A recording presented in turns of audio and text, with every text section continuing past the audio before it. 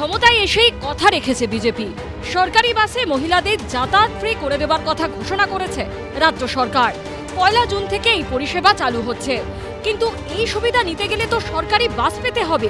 নিত্যযাত্রীদের প্রশ্ন, সেরকম পর্যাপ্ত সরকারি বাস রাস্তায় আছে কোথায়? গত 15 বছরের তৃণমূল জমানায় সরকারি বাসের সংখ্যা যে হারে কমেছে তা নিয়ে রীতিমতো হতাশ তারা। যদি একটা 5টায় বেরোয়, নেক্সট বাস বেরোয় 6:50-তে, ঠিক আছে, ফ্রিকোয়েন্সিটা যদি অ্যাটলিস্ট অফিস টাইমে একটু বাড়ানো যায়, আমাদের নিত্য প্যাসেঞ্জারদের খুব একটু সুবিধা হয়। যদি না থাকে তাহলে তো অসুবিধায় পড়বে, তার লাভটা কি? সুবিধা হবে কিন্তু ফ্রিকোয়েন্সিটা তো বাড়াতে হবে। খালি বলে দিলাম এসি দিচ্ছে কিন্তু সংখ্যাটা বাড়াতে হবে। গত কয়েক বছরে ভাড়া বাড়েনি ঠিকই, কিন্তু সরকারি বাসের সংখ্যাও ছিটে ফোটা বাড়েনি, উল্টে উল্লেখযোগ্য হারে কমেছে। বেশ কিছু রুটে সরকারি বাস চলাচল কার্যত বন্ধই হয়ে গেছে। সরকারি বাস সংস্থাগুলো ধুঁকছে। এই পরিস্থিতিতে প্রশ্ন উঠছে, রাজ্য সরকার মহিলাদের সুবিধা দিতে চাইছে ঠিকই, কিন্তু তৃণমূল জমানায় সরকারি পরিবহনের যা হাল হয়েছে তাতে এই সুবিধা যাত্রীরা নেবেন কি করে?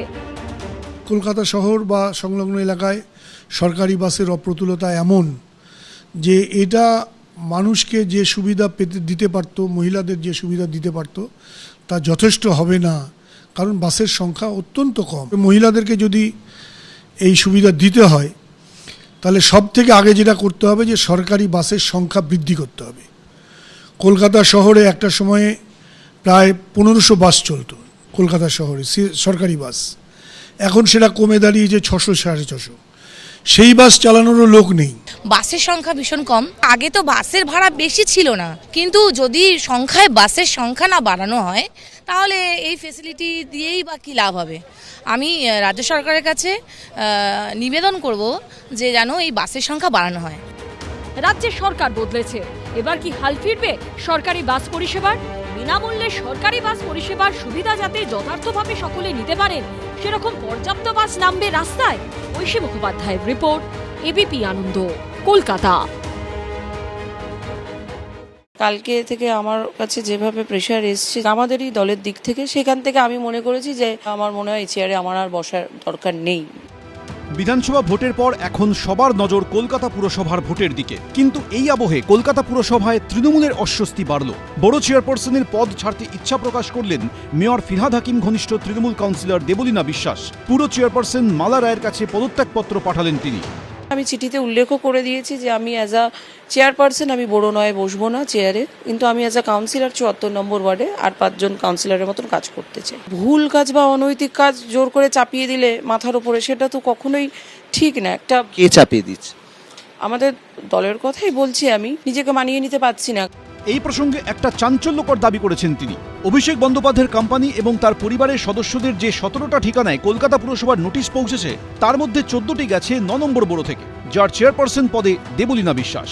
তার দাবি, এই ঘটনার পর সোমবার রাত থেকেই তার কাছে ফোন আসতে শুরু করে।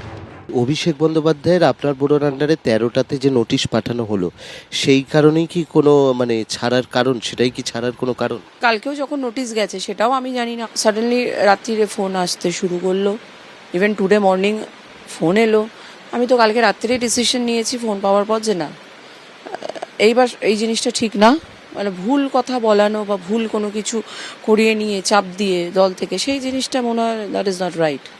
কি আপনাকে ধামাচাপা দেওয়ার জন্য বলো? ধামাচাপা দেওয়া ঠিক নয়।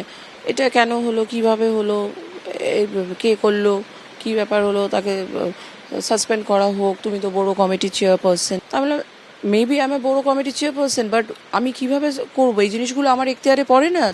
চেয়ারপারসন পদ ছাড়তে চান, কিন্তু দলে থাকবেন কি? এখনো তো আছি দলে, এখনো এসব নিয়ে চিন্তা ভাবনা করিনি। নাকি দল বদল করবেন এরকম কিছু? না না, এই মুহূর্তে সেই সব নিয়ে আমি কখনোই চিন্তা ভাবনা করিনি। তার দাবি, মঙ্গলবার কলকাতা পুরসভার চেয়ারপারসন মালা রায়ের অফিসে পদত্যাগপত্র জমা দিতে গেলেও সেই চিঠি কেউ গ্রহণ করেননি। অর্ণব মুখোপাধ্যায়, এবিপি আনন্দ, কলকাতা। এবিপি আনন্দ, এগিয়ে থাকে, এগিয়ে রাখে।